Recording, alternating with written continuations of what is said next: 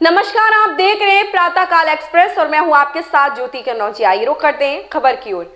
जिला प्रयागराज में किसानों के द्वारा जहां अपने विभिन्न मांगों को लेकर के 22 फरवरी से 12 तहसील मुख्यालय में अनवरत धरना प्रदर्शन किया जा रहा, लेकिन प्रशासनिक अधिकारियों द्वारा किसानों की समस्याओं को नजरअंदाज किए जाने से उग्र हुए किसान आज 5वें दिन उप जिलाधिकारी की गाड़ी के आगे लेट गए।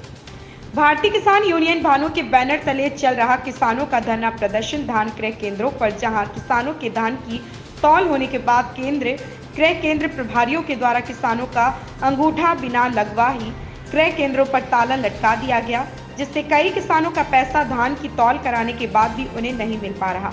इन्हीं मांगों को लेकर के जहां किसान तहसील मुख्यालय में 5 दिनों से धरना प्रदर्शन कर रहे हैं, जबकि किसानों ने आरोप लगाया कि उप जिलाधिकारी किसानों की समस्याओं को नहीं सुन रहे। वहीं आज 5वें दिन किसानों का सब्र टूटने पर तहसील मुख्यालय से बाहर निकल रहे उप जिलाधिकारी की गाड़ी के आगे, जहां दर्जनों किसान व धरना प्रदर्शन में शामिल महिलाएं गाड़ी के आगे जाकर खड़े हो गए और तहसील मुख्यालय के मेन गेट पर किसानों के द्वारा ताला लगा दिया गया, जिससे तहसील परिसर से बाहर उप जिलाधिकारी भी नहीं जा सका।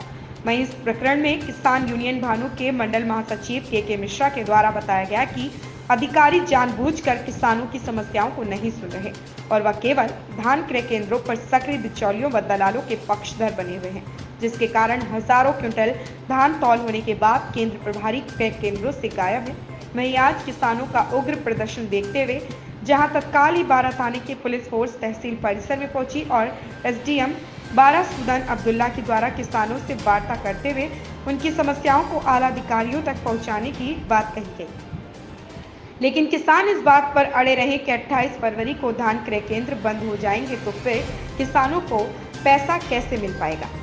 वहीं इस संदर्भ में एसडीएम 12 सुदन अब्दुल्ला के द्वारा बताया गया कि किसानों से वार्ता की जा रही और जल्द ही किसानों की समस्याओं का समाधान। मनोज कुमार बिंद की 108 की एम्बुलेंस आप लोग के सामने मौजूद है, लेकिन उसका ऑक्सीमीटर पूरी तरह से खराब है। इनफैक्ट सारी चीज़ उसके पास कोई ऐसी सुविधाएं नहीं है जिसका प्रथम ट्रीटमेंट किसी भी व्यक्ति को दिया जाए। सिर्फ 108 सिर्फ नाम पे चल रही है, कागजों में चल रही है। सारी सुविधाएं सरकार की ध्वस्त हैं, ये आप लोग देख रहे हैं। उसके साथ साथ हमारी जो मांगे हैं, हमारी पहली मांगे हैं टंडन 1 का नाप हो।